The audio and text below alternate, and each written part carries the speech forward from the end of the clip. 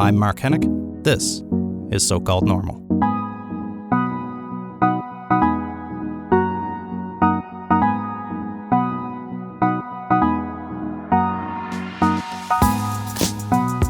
Hey folks, welcome to So-Called Normal. I'm Mark Hennick. Today on the show we have Steven Kerzner, or otherwise known as Ed the Sock. I've been wanting to have Steve and/or Ed on the show for a long time now, really ever since the very beginning, because Steve's been doing Ed the Sock, the character, for more than 30 years now. So I'm fascinated by the people that he's met and the stories that he's been able to tell, the controversies he's been involved with.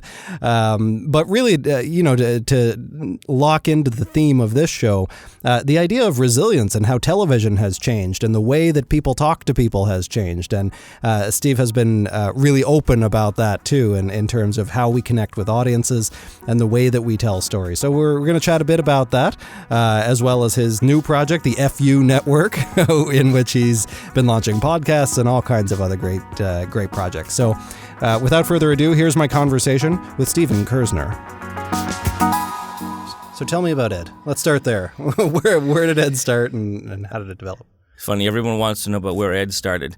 Who cares about the rest of me? Yeah, we'll get to that. Listen. I encourage that. You won't find many pictures of me on the internet, but you'll find plenty of Ed. I was running a cable station. I started when I was 14, volunteering at this really small cable station in North York, family owned. Not my family, but it was owned by a family. I discovered very quickly when I was there that everyone who was in charge was lazy, and they're like, "Sure, Kerzner, you want to go and try and make these shows better? You go ahead." Right. So I really put myself into it. So what was the reach of a local station at that time? We had 12,500 homes. Okay. So if you figure 3 people per home, maybe roughly, it was about 40,000 people, roughly. Yeah. It was a real community station, it was community television, supposed to be a community. I worked my way up. I was 15. I was working 39 hours a week, because of course you had to keep it under 40, right? I was in high school, but I was working 39 hours a week. How were you managing? Evenings and weekends kind of thing? Evenings, after school. Skipping school? Yeah, well, I didn't really need school a whole lot. That's your message, kids. That's the message, you don't need kids. school. At school, the best thing that, if they would have told me in school that the reason you're in school is to learn how to learn, not that you're there to learn the nonsense they teach you, right, then I would have had more value in school. Yeah. But I knew what I wanted to do for with my life. I wanted to be in television. Right. Little did I know years later television would cease to exist practically as an industry. Yeah. But so I was working there part-time. I remember I still have a slip of from my check. It was $3.25 an hour. This is back in the 80s. Yeah. And I was basically doing most everything, because the program director would. The place opened at 3 o'clock in the afternoon, because everybody that hosted shows, producer hosts, would come in after work. So it was evening, and students would come in after, and the front office would close at 5, and the guy who was ostensibly in charge of the programming would be gone at 5:15. Yeah. And I basically stepped in and took it all over. So what were your early influences then? Why television? How did you know so early? I don't know. I always loved television. Yeah. One of my earliest memories ever was when we were moving from the apartment we were in when I was a baby to the house that my parents are still in. I remember standing in a cardboard box. My grandmother had me in the cardboard box to keep everybody else around away from me, and I was watching Ed Sullivan. I think it was. Okay. I don't know if it could have been Ed Sullivan based on my age, but maybe. I don't know how long he went, but I remember watching television. And television growing up was, for me, the thing. TV Guide was my Bible. My parents had a subscription. I would pour through it every week. I can tell you now, shows that ran for 4 episodes in 1976. Television was for me my lifeblood. I just loved the creative outlet. I loved where you're making stories. We're human beings. We're storytellers. My favorite TV shows from the 70s, 80s are more cop shows and PI shows. All in the Family, Mary Tyler Moore, Bob Newhart Show, classics, love them. But The Rockford Files is probably my favorite TV show of all time. So I liked all TV. I didn't care what it was. News, I just loved television. I loved the medium of television.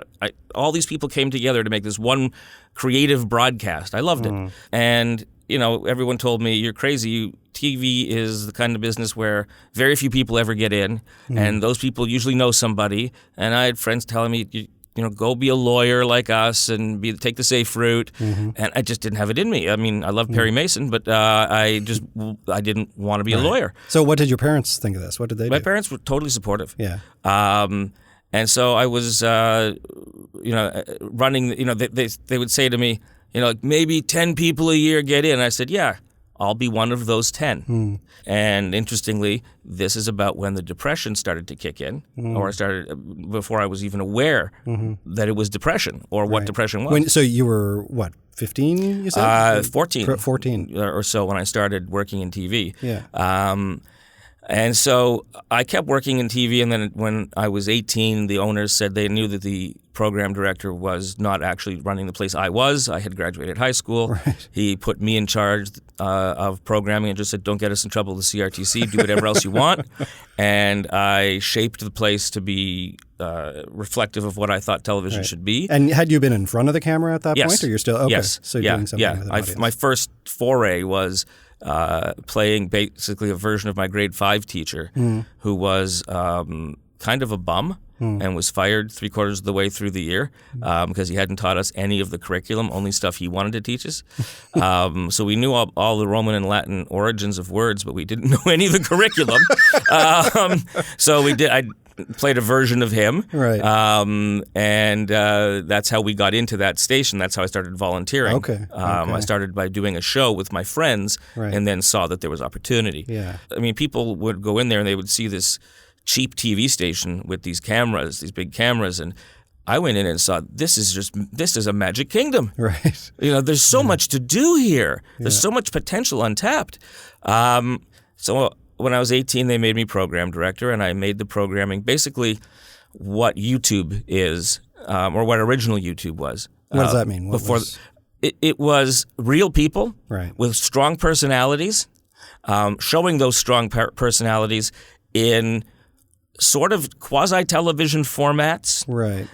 But which bent to the personality of the people doing it. Right. It was almost a spoof of satire and a send-up, and not necessarily like a corporate agenda. It was almost a middle finger in a sense to the way things were being done on television, especially in Canada at that time, which was very staid and bland and conservative. And so this was kind of my FU to them, and I gave the as long as somebody seemed like they were stable enough to make a commitment to make a show, but they had really, their personalities were wacky. I gave them shows, and creative all of a types, sudden, this local station, the community really got involved. So it found an audience. Oh, absolutely! It went from being ignored to being something that people were getting stopped on the street for autographs and stuff. And may he rest in peace.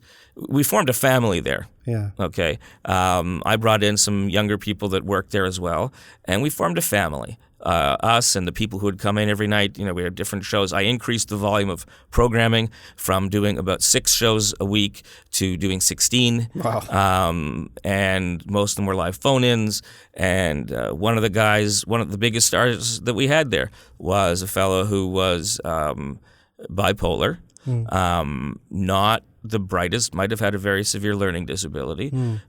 One of the nicest guys, always helpful. Whenever somebody would ask a question, especially a medical question, he would rush in and give advice, and the advice was usually to take a Gravol.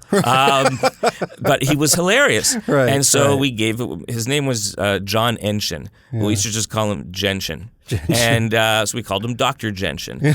And then I said one day, let's just give him a show.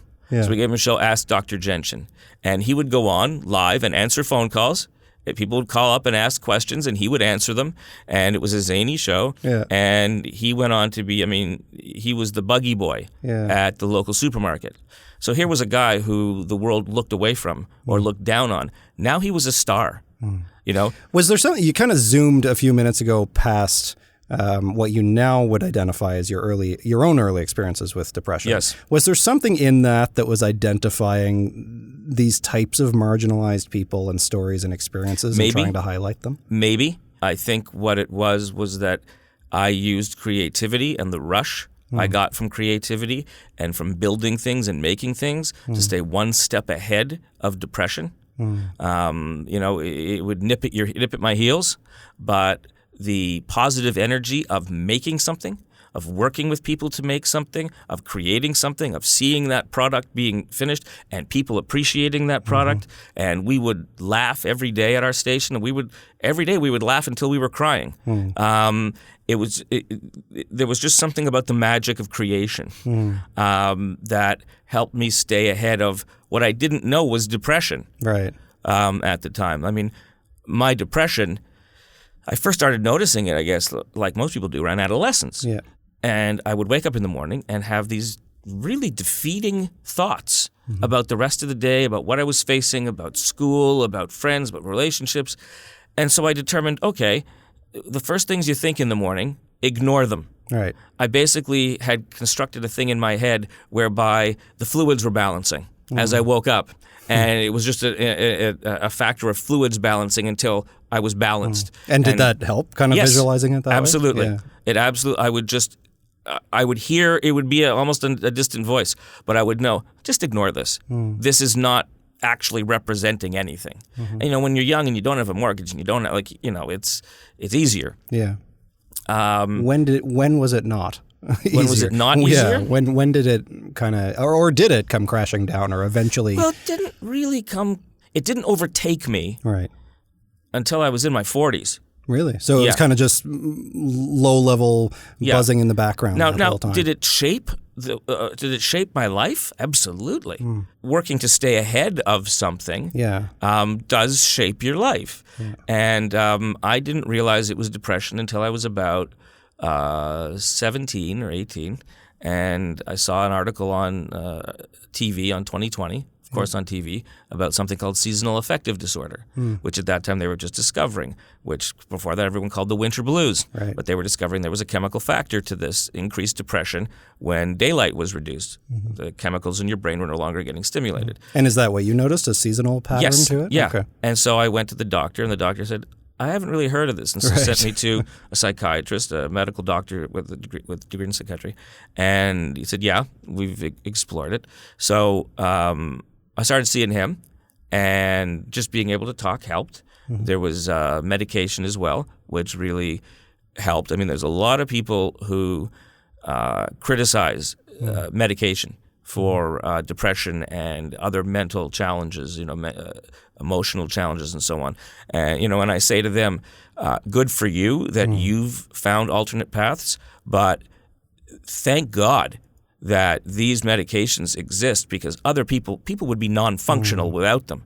So if you found another way that's non-medicinal, good for you. Yeah, I'm happy for you. Yeah, whatever works for you, good for you. But don't shit on medicine, because a lot of depression is brain chemistry. It's not attitudinal. Right. It's brain chemistry. I have a genetic component that goes back through my father's side of the family. Was he depressed when you were growing up?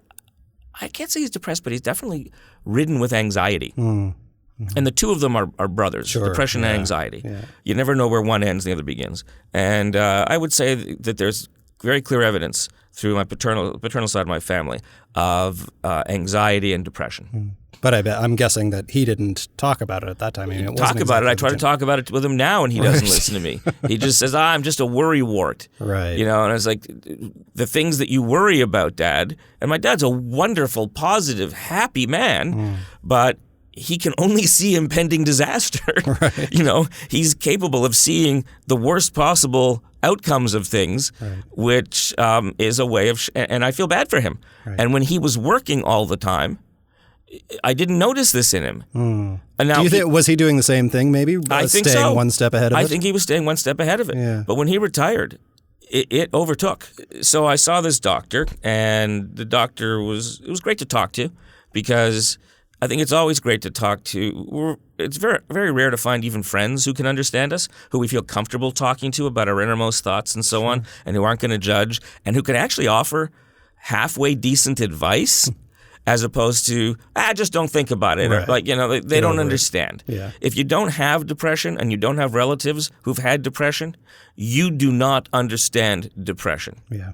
Okay. And And now it seems actually it's harder to not understand it than it is. Like you have to make an effort to not understand depression because it's everywhere. I think the people making the effort to not understand depression are depressives. I think there's probably something to that. I think that they're running away from it.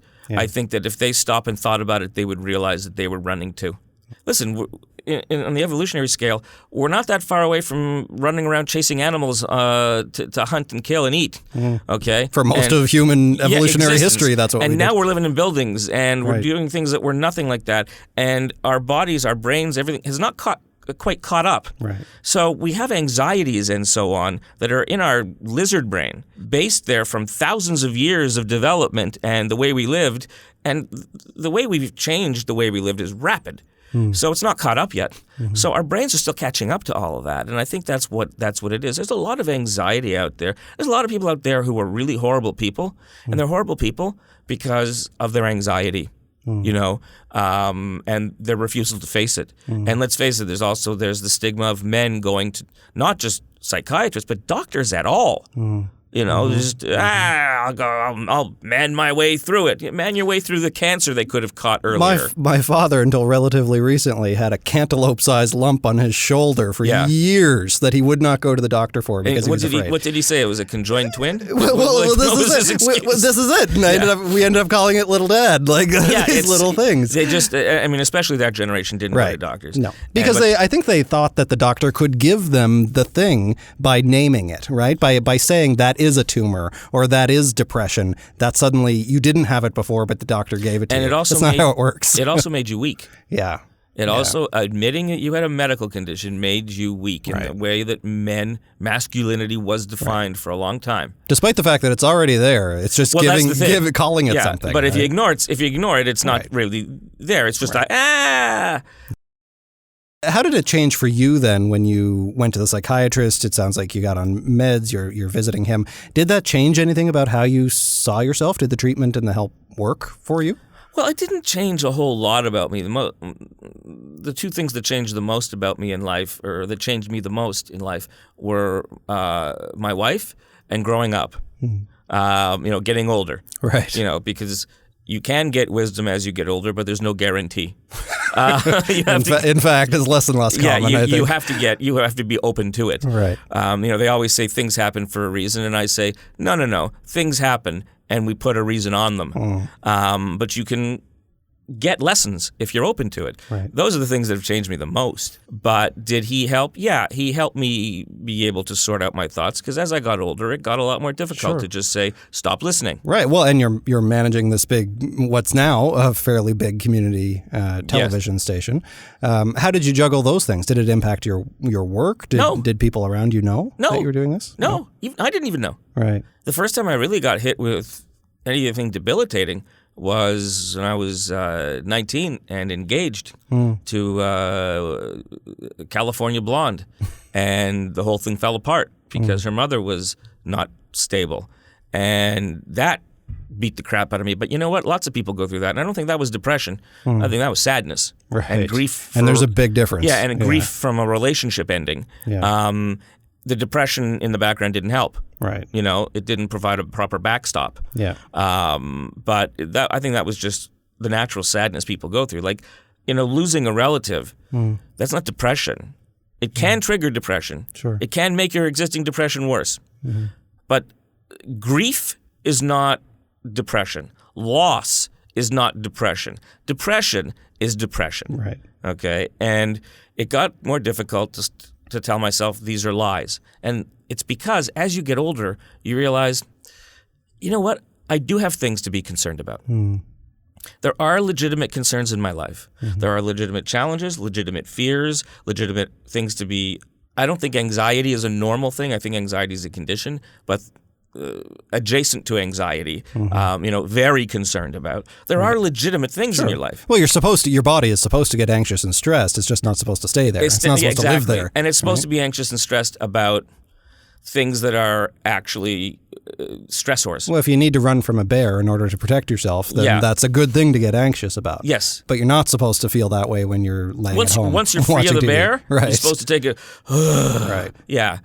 You start realizing that you can't just write off these thoughts. You can't just say, well, that's a bad thought. Like, that's just nonsense thoughts that don't connect. Because there are things to worry about. As you get older and get more responsibilities, it feels irresponsible to say, well, I shouldn't be worrying about that. I shouldn't be worrying. And you don't separate concern from worry from depression. You don't see the role depression's playing, because you can't tell yourself, as a responsible person, to just say, this is just depression talking. Right. Because, no, this is a legitimate concern. Well, I think sometimes, I've had depression for longer than I haven't at this point. And there was, for most of that period, it's really difficult to not believe everything you think, right? Because you just get so used to it that this is just the way the world is because it's the only world that I've ever known. Right, but what if it's not? And you know what? For some people, that's damn scary. To see the world through completely different eyes. Right. While you can recognize that if you've been seeing the world through negative eyes and a negative orientation, that's been bad for you. It's like people who stay in bad relationships. They know the relationship. Do you know what I mean? And go back to bad relationships. It's a pattern they know. There's something about long-term depression there, I think, too. It's almost an abusive lover in some ways. Absolute, like you can't get out of it. I view depression now as a opportunistic infection.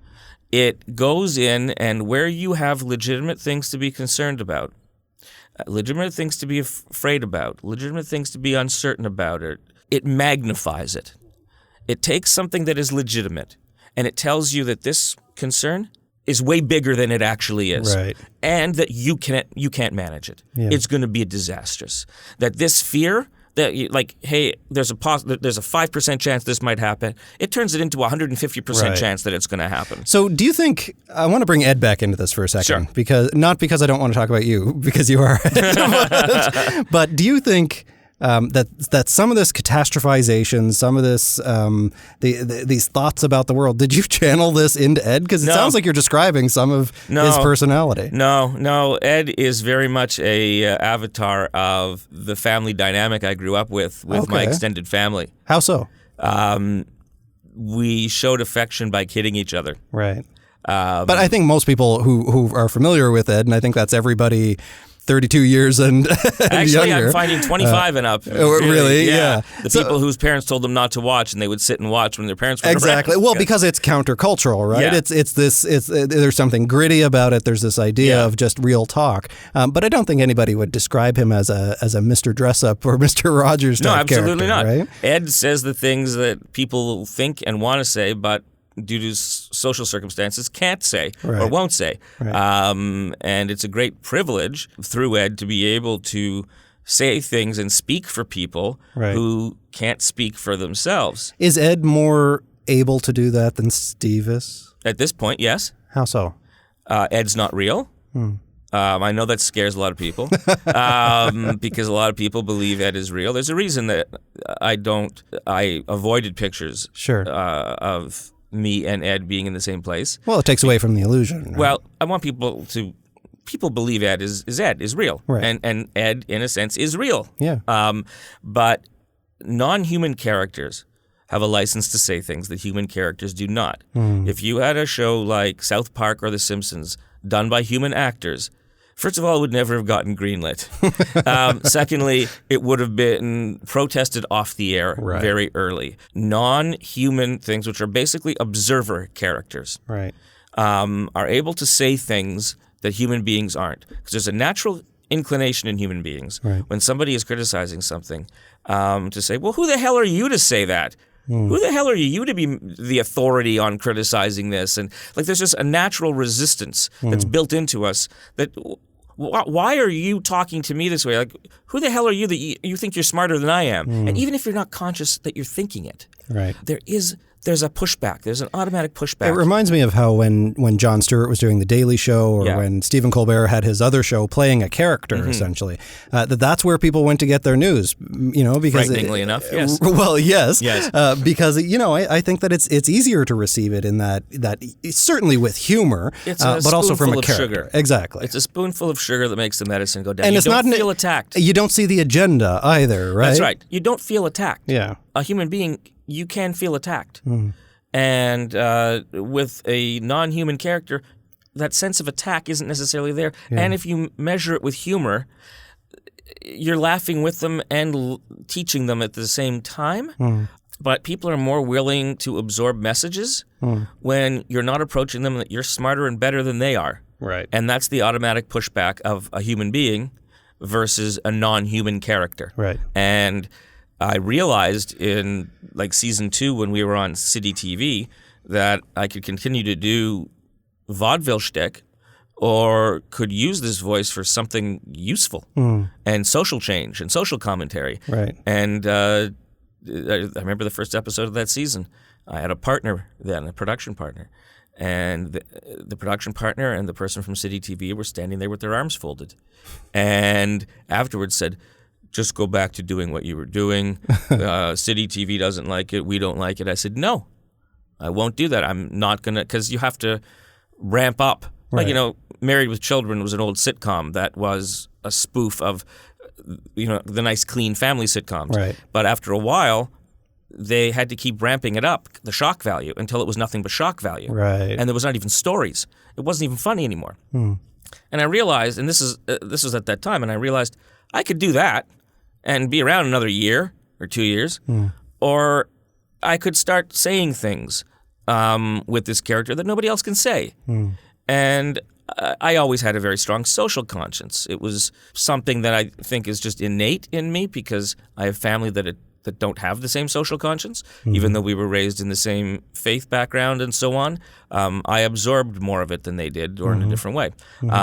And I just felt if this character could benefit people, help. And you know what? I've had depressed people. Like my wife and I were doing a live tour with Ed last year, which thankfully was very successful. It was the launch for you know, sort of reviving the brand, which has gone so big now again. But there was this big guy. He must have been over 6 feet and maybe 6 feet across, biker type guy, huge and dressed like a biker and with friends like that. And before a show, I always tried to keep a low profile. But he came up to me and said, "You're the guy who does Ed?" And I'm not gonna lie. I said, "Yeah." And he said, "I talked to you alone for a minute." And I thought, all right, sure. I'm looking around, making sure there was people within distance. And he said to me, when I was younger, I didn't fit in, and I was depressed for that. I was a freak. I didn't feel like it. I didn't think like everybody else, and so on. He says, I would watch you. I would watch Ed, who said, be proud of being who you are. And Ed was completely not like any of the other VJs, and was saying, be who you are. Who you are is good enough. Don't go along with it.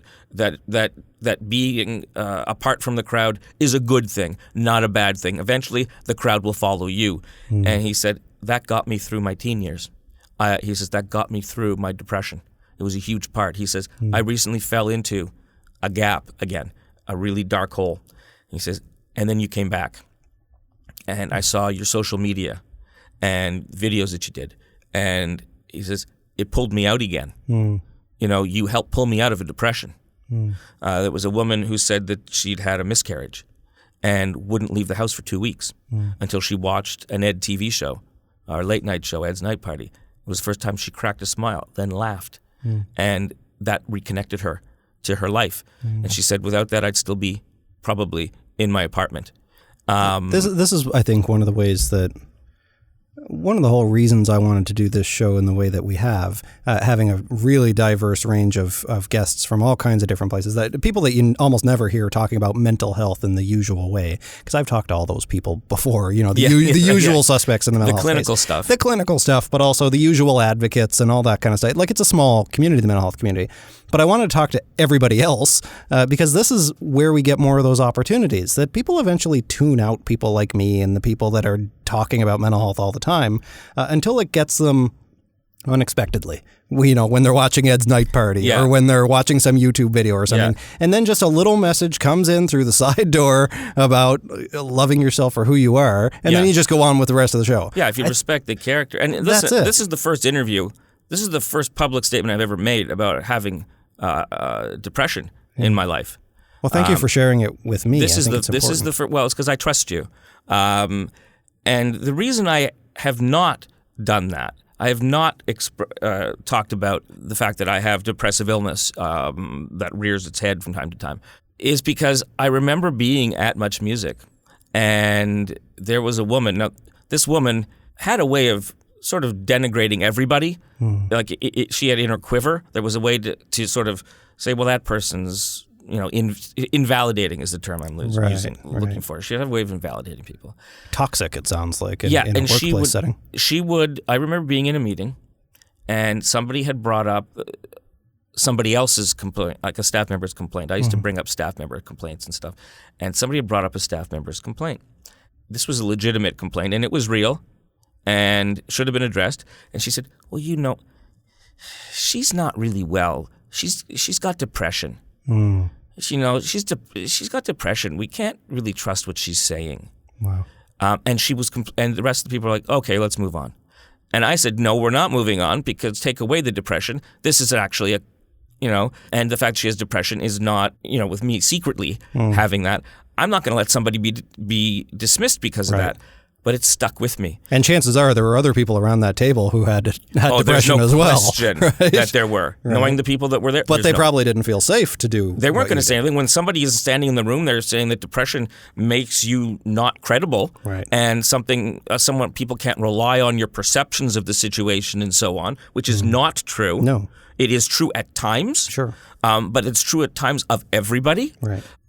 And she did it again and again with people about somebody being depressed or having had depression, and just invalidating them.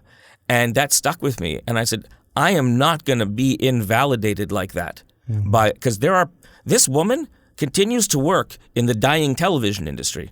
She keeps falling upwards. She creates toxic workplaces. At Much Music, I was more like a peer or apart from her, but I worked under her, trying to help a friend's show at another network. It was working with the greatest people, most talented people I'd ever seen, each one of whom felt down, like bad about themselves, and felt they could be fired tomorrow and had no talent because of this woman who created a toxic workplace. Well, and you mentioned a few times now the dying television industry. Tell me, how do you see the television industry as dying? And you've gotten yourself into, a number of controversies over the years, but one of them in particular around Much Music, which you mentioned, right? And criticizing. I criticized Much Music. I did a video. Ed did a video called "Who Murdered Much Music," right?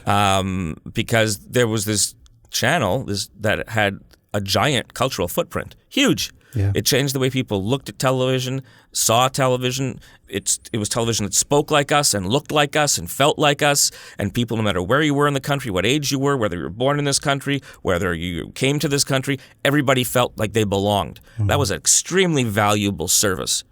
And a management change happened. And this particular person who had a great degree of influence kept saying, why can't we do MTV stuff? And had on her TV split in four, her screen split in four, all of them MTV feeds. Why can't we do that? And I used to say to her, well, for one thing, that's not us. For another thing, we have 1/1000th of the budget and 1/100,000th the resources. Right. And people like Much Music because it's real, and because we don't hide the fact that we hang our popularity on real people, the personalities. And what made it real, do you think? They hired people who were real people, right, and trusted them to go on and be who they were. Right. There were no sessions beforehand. There was no, what are you going to say? There's no, don't say this. It was trusting people's judgment.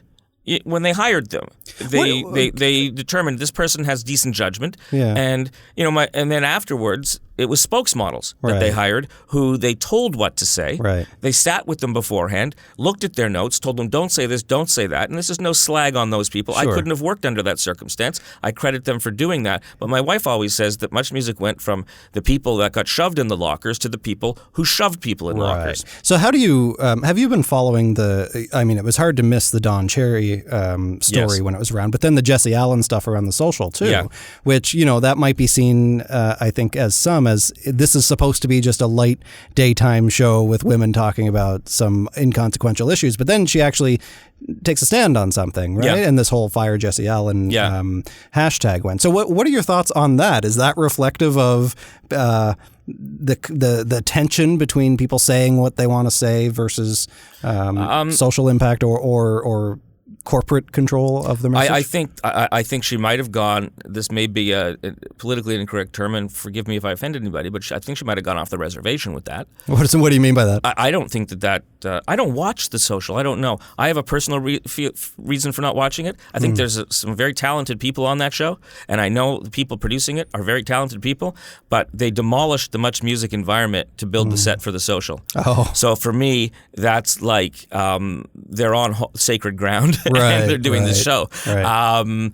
And because I believe Much Music was an extremely important thing for the country, I don't necessarily know that some people talking around a table replaces that value. But I think she was expressing a personal feeling and a personal experience in her life. I regret that she brought skin color into it. I don't think that it was necessary to do that in order to tell her personal story about hockey being the hockey guys and the athletes being the bullies who people looked up to and allowed other people to bully. I think that it opened up or should have opened a conversation about that kind of thing. I think it's also a false description. It's her description. It's what happened to her in her community. Sure. That's real. Right. But we have a show on my network. I have a network fund, the FU network, and one of it is FU Politics. And there's a show on that called Mensplaining, which is not men complaining about those women. It's about men trying to be better men. Right. And where do we fit in this world? And we did a show about that, about our athletes and are we breeding bullies in these, and we had athletes on and so on, and determined that no, it's really not that at all, and that these sports do tend to build self-confidence and camaraderie, but there are some people with a swagger who go into it. But you know what? Right. There's people in every business where, it's like they say that these mass killers, they played Call of Duty, the video game. Okay, Call of Duty didn't turn them into that. Or listen to Metallica or watch South Park. These are people who have problems are drawn to that kind of entertainment and take from it something different. Right. So it's not the entertainment that changes who they are and tells them, hey, it'd be a good idea to go kill people. Right. It's like pit bulls. They're banned in the province. Pit bulls are some of the nicest dogs. Most vets will tell you that they get bitten by the smaller dogs more often than the big dogs. The thing is, when a pit bull bites you, you feel it. But the thing about pit bulls is, who went and got pit bulls? Guys who wanted a penis extension. And so they trained the dogs to be aggressive. Right, yeah. And so it was an extension of their personality. The dogs got blamed. Yeah. People tried to...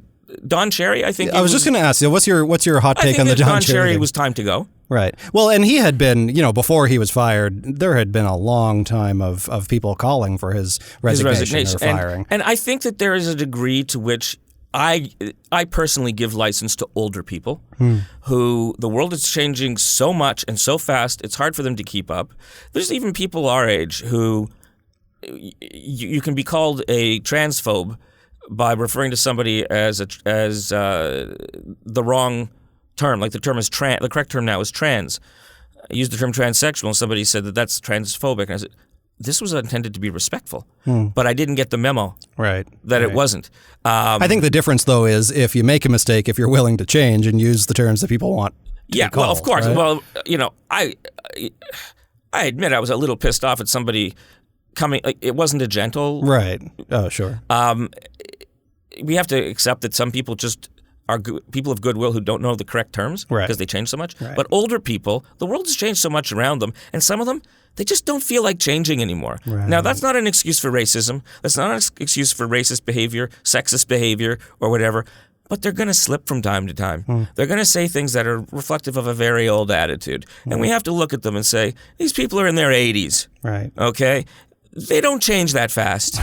But do we have to continue to give them a platform? Well, I think Don Cherry's mistake was zeroing in on immigrants. And in my view, it's because how did he know they were immigrants?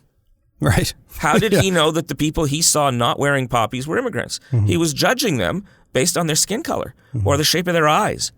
And he was determining they were immigrants. Those people could have been third generation, fourth generation Canadians born here. But he was determining it based on ethnic components, ethnic markers. That's not okay. Right. And there's a lot of white people who didn't wear poppies. Sure. It was the focusing on the you people who come over here. You should be grateful, that kind of message. Right. And he didn't even know for sure if the people who weren't wearing poppies were actually immigrants. Right. I mean, we're all immigrants. Even our native communities came across the Bering Land Bridge when there used to be one. Everybody in this country is an immigrant. There was no native life, no native human life that grew in Canada. If you go back far enough. If you go back far enough. Yeah. Our First Nations were the first people here. Okay, so there are Indigenous people. Yeah. But everyone after that, we're immigrants. My grandparents were immigrants. Right. I consider myself an immigrant. I was born here. My parents were born here. But when I hear people talking about immigrants, I just take out the immigrant group they're talking about, and I replace my immigrant group in there. And it's like, this is what the people were saying about my people years ago. And that's why it disgusts me.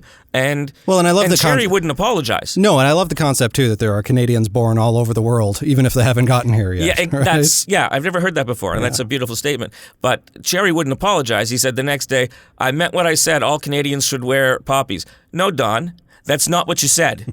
Okay, you're moving the goalpost. That's not what you said. And listen, the bottom line with Don Cherry is he cost a lot of money. Right. And Sportsnet has been bleeding red ink ever since they overpaid for Hockey Night in Canada. And they wanted a reason to get rid of Don Cherry because he's expensive. Decision. Right. But if they got rid of him before there was a reason that they could look like the good guys, they would be the bad guys. Right. And I mean, look what happened. They pushed Ron McLean to the junior level and put someone else in his place. Massive bad press.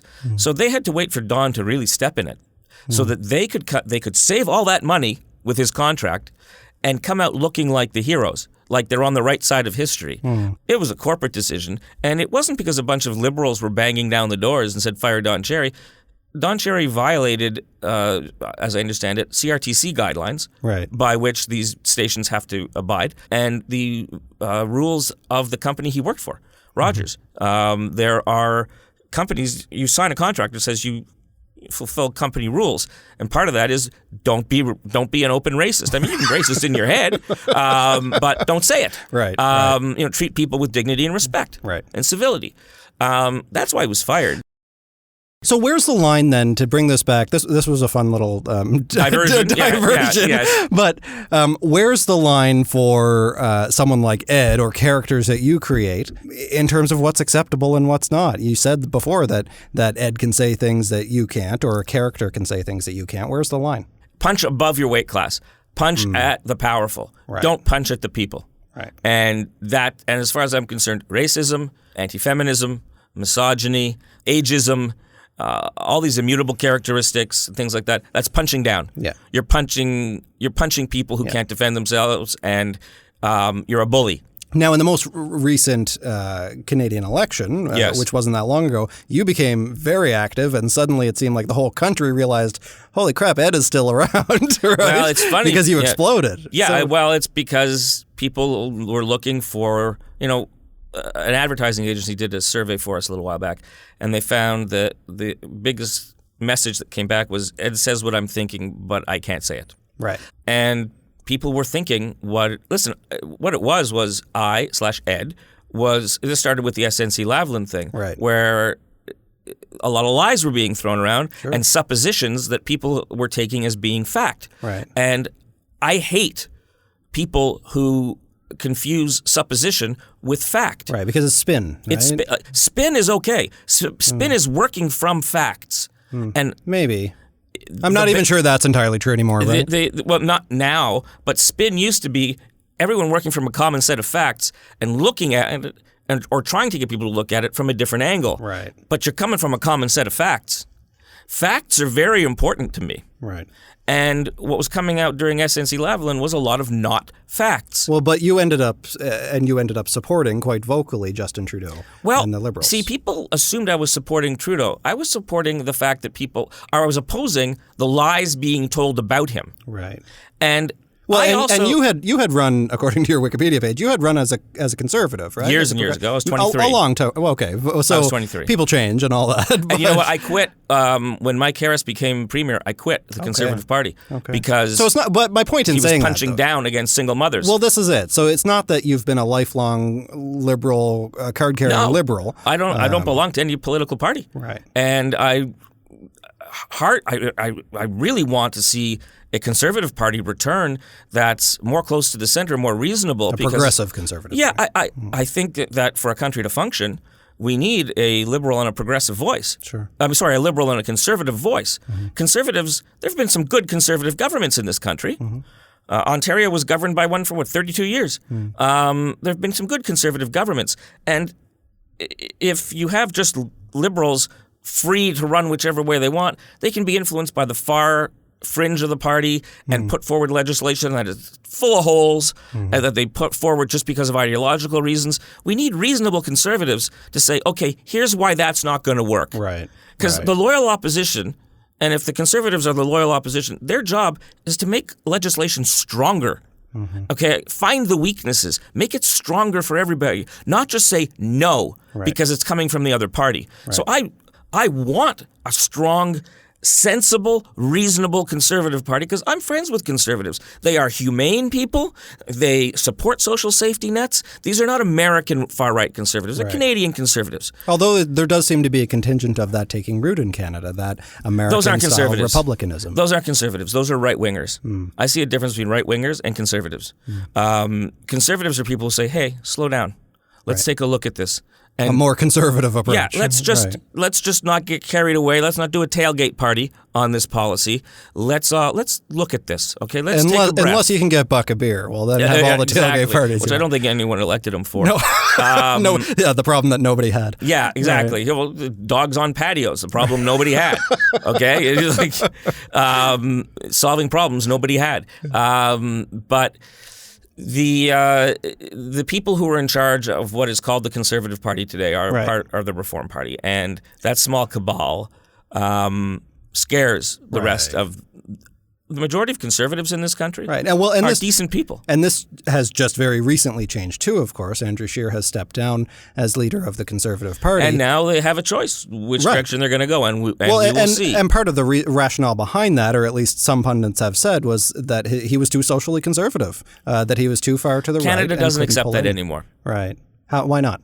Because we've grown up as a nation. We've all known people who were poor for no fault of their own. Mm-hmm. We've all known people who've fallen behind, had medical things that threw them off course. We've all known people who've gone through misfortune through no fault of their own. Or it's us that have done it. And we're not willing to. Americans are very punitive. Yeah, you look at they were Puritans. Yeah. America has that Puritan background. They're very punitive. They're very much about punishment. Canada's not.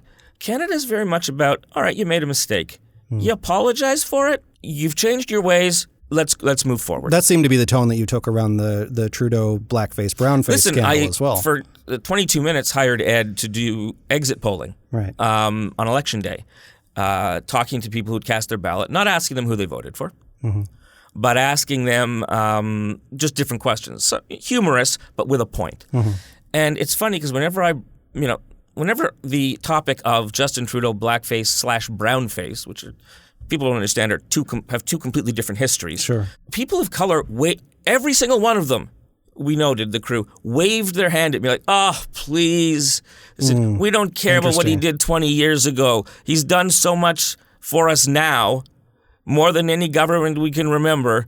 I don't care what he did when he was a kid or a very young adult. I care about what he did now.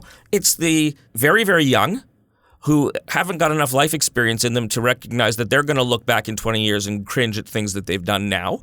Or a lot of white liberals who know damn well that they would have been in the audience for Aladdin and clapped and thought nothing of it. Right. And would have laughed at the blackface Deo thing that Trudeau did in high school. Right. They know that. Listen, as a society, we've grown, and I do not like when we pin all of society's past evils on one person. Right. Because we were all part of that.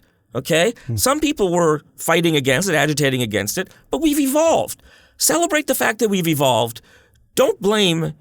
Don't hang the blame and burn in effigy, make a scapegoat of one person for what they did years ago, when you know damn well maybe you would have raised an eyebrow, but probably you wouldn't have, and you wouldn't have done anything. And a lot of people are trying to cleanse their souls and their conscience by holding Trudeau up as being some kind of phony and so on. It's like the man, when the rest of the world was telling refugees from Syria, you can walk through our country, but keep going, Trudeau was saying, we'll take more. We'll take more. You look at that. How can you see that man as a racist for crying and a phony? It's almost like real people aren't actually black and white. Well, and exactly. And you know what? The truth is that I did know Justin Trudeau. I wouldn't say that we were pals, but we were friendly, and we communicated through social media privately. And I got a sense of who he is as a person. And listen, this is the guy that beat the crap out of Patrick Brazeau in a boxing match where everyone thought he was going to get pasted. And this is a guy who called Peter Kent a piece of excrement. Right. This is not the guy who talks about people kind and stuff. They were doing that to kneecap the NDP, to keep the left supporting the Liberals. But since Justin got elected, I have not said one word to him. I've had no contact with him. Somebody in the Prime Minister's office hates me. Oh, why do you say that? Because of the way we were cut off. I sent Justin Trudeau a custom-made ed under a glass dome, which said, with a little thing that said, "Do a good job, we're watching you." Okay? But that's a gift. You know, that's a custom-made ed and stuff like that. I didn't get a thank you. Didn't even get it acknowledged that they received it. I had to go through my local MP and say, did they even get it? So people who think that I'm his buddy and I'm defending him, no, I'm defending what I think is right. I'm defending the values that I feel are the correct values for society. I'm not defending one man. And I felt that Andrew Scheer was the wrong man, and I felt that he was a liar who was a demagogue, and I don't support demagoguery. Right. And I think we need to start moving away from that. Ontario has seen what happens when you support a demagogue, when you vote against somebody instead of voting for somebody. Yeah. And, you know, it got a government that got elected saying the previous government was spendthrift, and this current government is spending more than the previous government. Okay, so hopefully people learn a lesson. And you know what? I think that some of my depression funnels into this. Well, I was going to ask, so do you still feel, because I can obviously feel your passion about truth and honesty and holding people accountable and speaking your mind. Do you still do that because you're trying to keep one step ahead of it, or has that evolved over your life? That's evolved. It overtook me. There was a period a few years ago where it overtook me. I was dealing with a broadcaster who was owned by people who weren't broadcasters. It was bought for $1. The station, one of the networks wanted to unload it, and these people lied and didn't have any compunction about lying, and I was treated like shit and made to feel inconsequential. I can't say I was made to feel inconsequential. They can try to make me feel inconsequential. I let them, okay?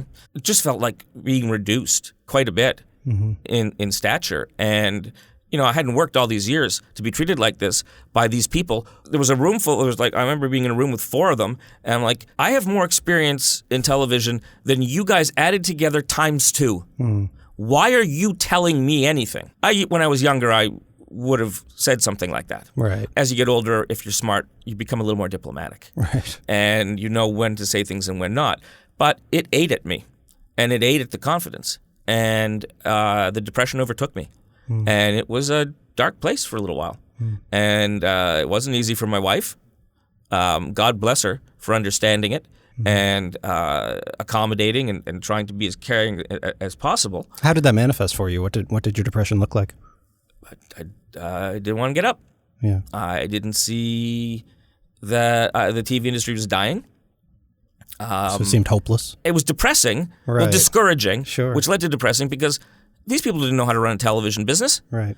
In the United States, making television is a business. In Canada, it's the cost of doing business. We make TV in Canada only so the companies are allowed to carry the American shows that they charge big ad rates on. Right. We have to make TV in Canada. If the CRTC said you don't have to make TV in Canada, that'd be the end of it. Right. Okay? Except for CBC, was a mandate apart from commercial to reflect Canadians. Yeah. To reflect the Canadian experience and who we are. And they do great shows like Kim's Convenience, which no matter which immigrant what country you came from, you can see yourself or your grandparents.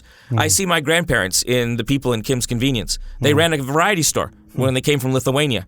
Okay, so it sounds like you and from Poland. You support the CBC and Canadian content. I support Canadian content. Yeah. I don't support all Canadian content. Sure. Some of it's crap on a stick.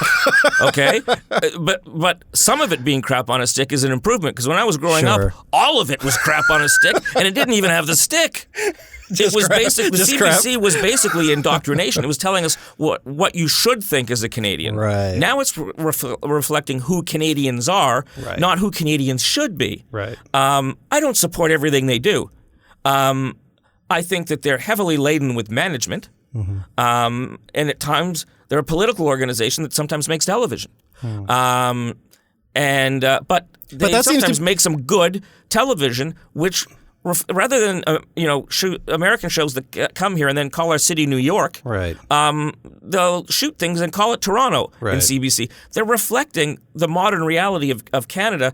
And every country, every Western country has a public broadcaster. Right. Do you know where our funding is for public broadcasting out of a list of, I think it's 17 countries? Where?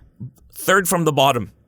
Wow. Okay, that's where we are. The per capita investment of Canadians for Canadian content to reflect who we are. Yet defunding the CBC is a crusade, I think, amongst conservatives. Yeah, conservatives, because they just believe in free enterprise. They don't understand the value of a channel that is walled off from those commercial. They still have commercial concerns. Sure. They still have to make budget. They still have to sell some commercials, and so on. And they kept getting cuts and cuts and cuts for years, which made it difficult for them to make shows. But then Verizon tries to come into Canada, I think, under the Harper government, and that didn't pan out very well either. Yeah, it's too much competition. Well, maybe. Target came into Canada and, that's right too. And went with their tail between their legs. Yeah. But no, I'm very passionate about reflecting who Canada is because Canada on the world stage now is respected. Steve Kerzner, we have to leave it there. Let's leave it there. It was a real pleasure to talk to you. Thank you so much. It was, you know what? It was good to say to bring this to the public, to you. I think it's so important. People look up to Ed. Yeah. And there's some people who look up to me for God knows what reason. And well, it's pretty apparent to me why. I don't know why. And if people hearing this think, hey, if this guy has this situation, and I look up to him, maybe it inspires them to think better of themselves or to get treatment or something like that. Maybe it pushes them to do something. I hope so. I hope that my coming out with this now, I'm sure people on social media will use it against me and will use it against Ed. And I think people will be more supportive than you You know what? Think. I don't know if I can swear on this podcast, but fuck them. Sure you can. Okay. Fuck them. Okay, fuck them. They've revealed who they are. If somebody's going to use a medical condition or something against you, fuck them. Mm-hmm. You don't need them in your life. Yeah. And that we'll end it there. So where can people find Ed, FU Network? I used to do political programming. That's how I became a political candidate. Yeah. I'm in my new FU Politics podcast venture, where you can find it on everything's under FU Politics, wherever you get your podcasts. So look up FU Politics. The Kerzner Expedition I host, where I talk to people about journeys in their life and how they got to where they are. I talked to Gord Martineau. I talked to Bob Ray. I've talked to Mark Critch from 22 Minutes. Talked to Charles Adler when he broke into tears during the election night. He came to me and said, I want to talk to you about it. I'm very proud of that. We're launching FU Music, which is going to be a video component. It's going to be the replacement for Much Music. Nice. And some of the VJs are going to come back. Oh, wow. And some of the shows. And you can find me at Steven J. Kerzner on Twitter. I don't think I've touched that Twitter in a while. I have to. At Ed the Sock on Twitter is where you'll find Ed in daily messages. As well on Instagram, it's Ed_the_sock. And on Facebook, it's edthesock.fu network TV. And so FU stands for a lot of things. It stands for us and for you. And so in order for us to be for you, we need you to be for us and contribute and help build this tier of peer level, grassroots, relatable. We're humanizing media again. All right, Steven Kerzner, a.k.a. Ed the Sock, and all the other stuff you're doing. Thanks for coming on. Thanks for having me here, Mark, and thanks for providing this opportunity for people to come in and talk to you.